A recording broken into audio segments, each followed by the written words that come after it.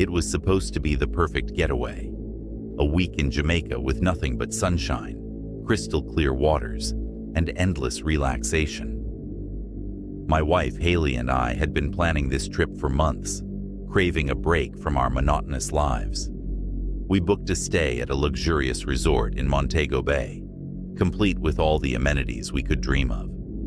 The idea was simple: relax, unwind, and enjoy each other's company. But what started as a dream vacation quickly spiraled into a nightmare I can't forget. On our third day, we decided to do something adventurous, an off-resort excursion. We'd always wanted to go scuba diving, and when we saw the brochure at the resort's activity desk, we couldn't resist.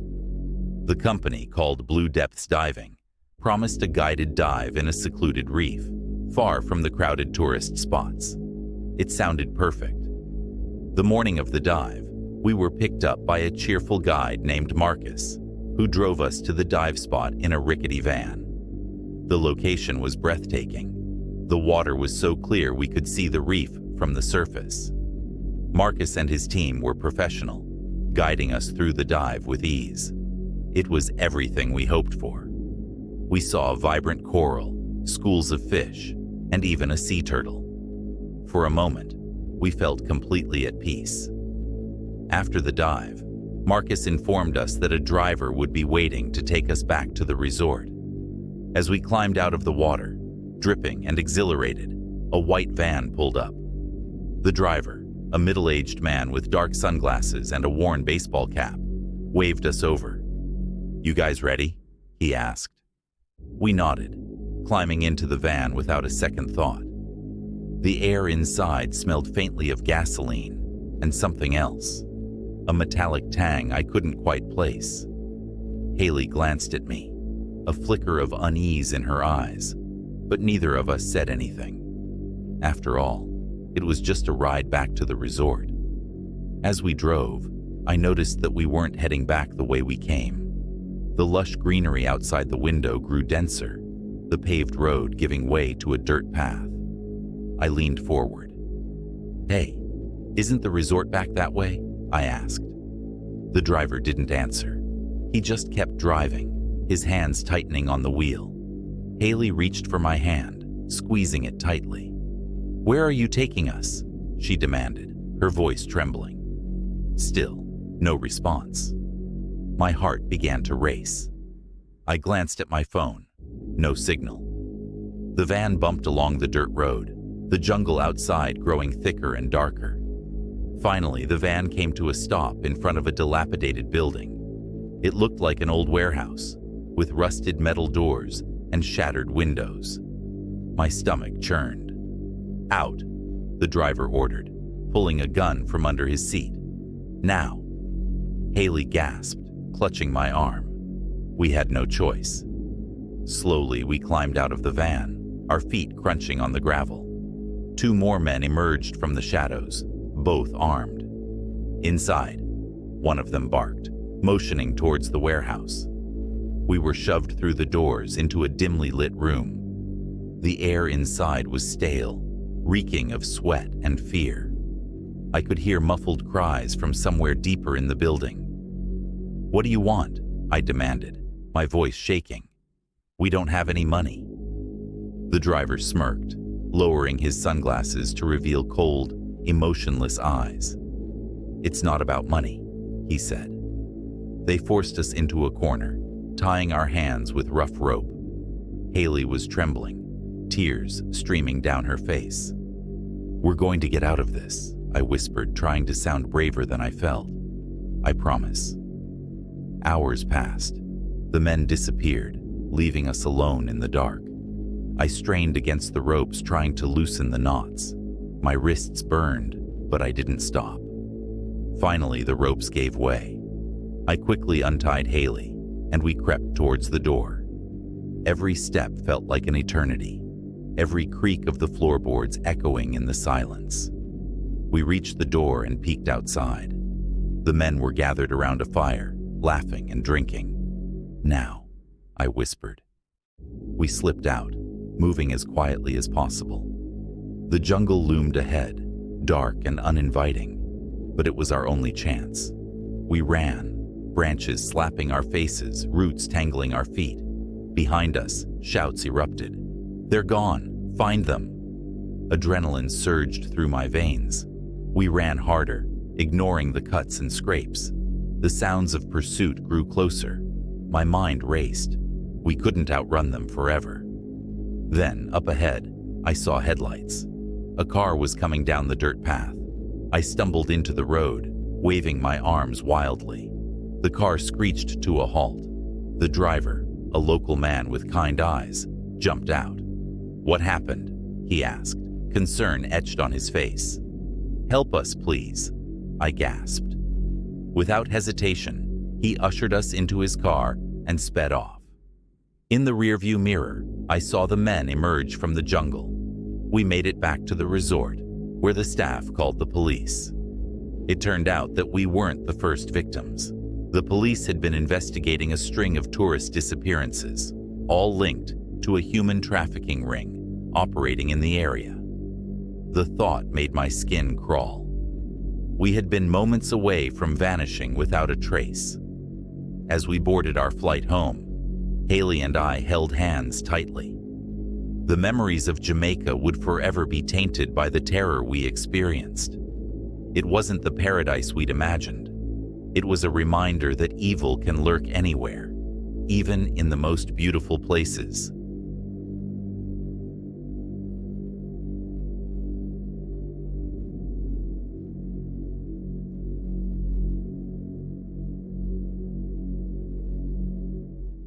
My best friend Emily and I had been planning our ski trip to the snow-covered mountains of Canada for months. The excitement of carving through fresh powder and unwinding in a cozy lodge with hot cocoa was exactly the escape we needed. Little did we know, the trip would take a dark turn before we even made it to the slopes. After a smooth flight into Calgary, we decided to grab a drink at an airport bar before heading to our hotel. The bar was quaint, with a rustic wooden interior that made it feel like the perfect prelude to our snowy adventure. We found a corner booth, ordered mimosas, and toasted to the start of our trip. As we chatted about our plans, a waitress approached with a bright smile and 2 more mimosas. "These are from the gentleman over there," she said, nodding toward a man sitting at the bar. He was young, maybe early 30s, with dark hair and a relaxed demeanor. He caught our gaze, raised his glass, and walked over. "Hey, I'm Nate," he introduced himself, flashing a friendly smile. "I'm visiting from Arizona. You two looked like you were having a good time, so I figured I'd send over a little something." Emily and I exchanged a glance. He seemed charming, harmless even. We invited him to sit with us. Conversation flowed easily. Nate told us he was in town with some friends, just looking to have a good time before heading to Banff for some sightseeing. "You should come out with us tomorrow night," he said casually. "There's this club downtown that's supposed to be amazing. We're all going. It'll be fun." Emily, ever the adventurous one, didn't hesitate. "Why not? We're here to have fun, right?" she said, nudging me with a grin. I nodded, though something about Nate's eagerness gave me pause. Still, I pushed the thought aside. We were here to have fun. What's the worst that could happen? The next night, we got ready at our hotel. Me in a simple black dress, Emily in a sparkly number that caught the light with every move. We took a cab to the club Nate had mentioned. It was packed, pulsing with music and energy. Nate was waiting for us near the entrance with 2 of his friends. "You made it," he greeted us, pulling us both into friendly hugs. "Let's get you ladies a drink." We followed him to the bar, where he ordered shots for the group. His friends, Derek and Mike, were equally charming. The 5 of us laughed, danced, and drank. It felt like the carefree night we'd envisioned. But then, Emily started to act strange. At first, I thought she was just tipsy. She leaned heavily on the bar, giggling at something Nate said. But when she slouched over, her head resting on her forearms. I knew something was wrong. "Emily?" I placed a hand on her shoulder. "Hey, are you okay?" She didn't respond. Her eyes rolled back, and she slumped forward, almost falling off her stool. Panic surged through me. "She's not okay. She needs help," I shouted, looking around for someone, anyone, to assist. Nate grabbed my arm. "She's probably just had too much to drink. Let's get her outside for some air." I yanked my arm free. "Number. She's not drunk. She's been drugged." The realization hit me like a punch to the gut. My pulse quickened as I scanned the room. Everyone was too absorbed in their own world to notice what was happening. Derek and Mike appeared beside Nate, their expressions suddenly unreadable. "Come on," one of them said. "We'll help her." Something in their tone sent chills down my spine. This wasn't right. These weren't concerned friends. They were part of something sinister. "No," I said firmly. "I'm calling an ambulance." I pulled out my phone, but Nate snatched it from my hand. "That won't be necessary," he said, his smile now eerily calm. Fear gripped me as I realized we were trapped. "Help!" I shouted, but the music drowned out my cries. Desperation took over. I grabbed Emily's arm and tried to pull her to her feet. She was dead weight, barely conscious. "Emily, please, we have to go." "You're not going anywhere," Nate said, his voice cold now. "Just relax." I turned to the bartender, hoping for an ally. But she just stood there, watching with disinterest. And that's when I realized the bartender was in on it. The whole place was a trap. Panic gave me strength. I shoved Nate hard, sending him stumbling backward. Grabbing my phone from his hand, I called the police as I dragged Emily toward the door. We burst outside, gasping for air. "Please," I begged the dispatcher. "We need help. My friend's been drugged." Within minutes, sirens wailed in the distance. Nate and his friends didn't follow us out. They knew the game was up. Emily was taken to the hospital, where doctors confirmed she'd been given a dangerous dose of a date rape drug. The police took our statements, and the club is still under investigation. Emily recovered, but neither of us would ever forget that night. What was supposed to be a carefree adventure turned into a harrowing reminder that danger can lurk behind the friendliest of faces. Trust your gut. It just might save your life.